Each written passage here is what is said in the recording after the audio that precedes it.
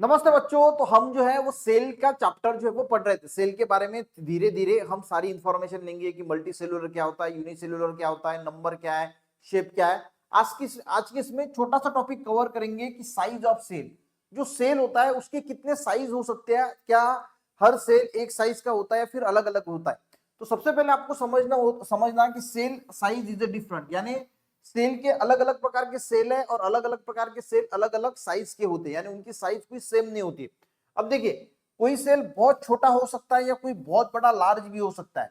Small की अगर हम बात करें तो बहुत स्मॉल होते हैं, यानी माइक्रोमीटर टू माइक्रोन, यानी उनकी साइज जो है वो माइक्रोमीटर या माइक्रोन में होती है, जो हमें आंखों से दिखाई नहीं देते। हम उसको माइक्रोस्कोप को के अंदर दिखाई देते हैं, यानी वो हमारे आंखों से दिखाई नहीं देते। उनको देखने के लिए हमें माइक्रोस्कोप की जरूरत पड़ती है, उतने छोटे होते हैं, यानी कुछ माइक्रोन में या फिर माइक्रोमीटर में उनकी साइज होती है। पर कुछ सेल इतने बड़े होते हैं कि वो उनकी साइज कुछ सेंटीमीटर हो सकती है और वो हम हमारी आंखों से इजीली जो है वो देख सकते हैं। तो कौन से ऐसे सेल है जो हम वीडियो को थोड़ा पॉज करना और कमेंट करना कि कौन से ऐसे सेल है जो हम हमारी आंखों से देख सकते हैं। ठीक है, वो भी देखेंगे वीडियो में। तो आपको समझ में आ गया कि सेल जो है उसकी साइज डिफरेंट होती है। कुछ बहुत ज्यादा स्मॉल हो सकते हैं कि उनकी साइज माइक्रोमीटर में माइक्रोन में होती है, जो हमारे आंखों से दिखते नहीं, जिनको देखने के लिए माइक्रोस्कोप की जरूरत होती है। और कुछ बहुत बड़े होते हैं, सेंटीमीटर में उनकी जो है वो लेंथ साइज होती है और वो हम हमारी आंखों से इजीली देख सकते हैं। अब बैक्टीरिया की अगर हम बात करें ना, तो आप वो बहुत एक्सट्रीमली स्मॉल होते हैं। बैक्टीरिया का सेल जो है वो बहुत ज्यादा स्मॉल होता है, 0.1 माइक्रोमीटर टू 0.5 माइक्रोमीटर उनकी साइज होती है। ये भी याद रखना कि जो बैक्टीरिया है उनकी साइज 0.1 माइक्रोमीटर से 0.5 माइक्रोमीटर होती है।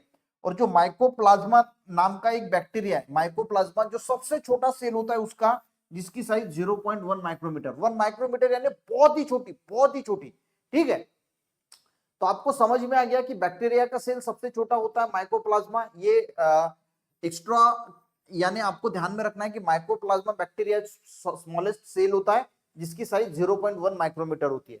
अब बड़े सेल की हम बात करें तो जो बड़ा सेल होता है, जैसे मुर्गी का अंडा हो गया, तो मुर्गी का अंडा एक सेल ही है जो सेंटीमीटर में होता है और हम हमारी आंखों से उसको इजीली देख सकते हैं। और सबसे बड़ा सेल की अगर हम बात करें तो जो ऑस्ट्रिच का अंडा होता है, ऑस्ट्रिच जो है ना, उसका जो अंडा होता है वो कुछ सेंटीमीटर उसकी साइज होती है, तो वो हम हमारे आंखों से इजीली देख सकते हैं।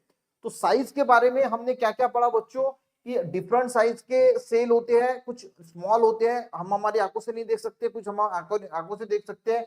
बैक्टीरिया जो है वो सबसे छोटे सेल्स होते हैं, 0.1 माइक्रोमीटर से 0.5 माइक्रोमीटर उनकी लेंथ हो सकती है। वहां पे माइक्रोप्लाज्मा जो बैक्टीरिया है वो सबसे स्मॉल होता है, 0.1 माइक्रोमीटर। और बड़े सेल की बात करें तो जो मुर्गी का अंडा है, ऑस्ट्रिच का अंडा है, वो भी एक सेल ही है, पर वो बड़े सेल है जो हम हमारी आंखों से देख सकते हैं। और ऑस्ट्रिच का जो अंडा होता है वो सबसे बड़ा सेल माना जाता है, जो हम हमारे आंखों से भी देख सकते हैं। तो साइज ऑफ सेल के बारे में थोड़ी क्लास 6 के हिसाब से ये वीडियो है।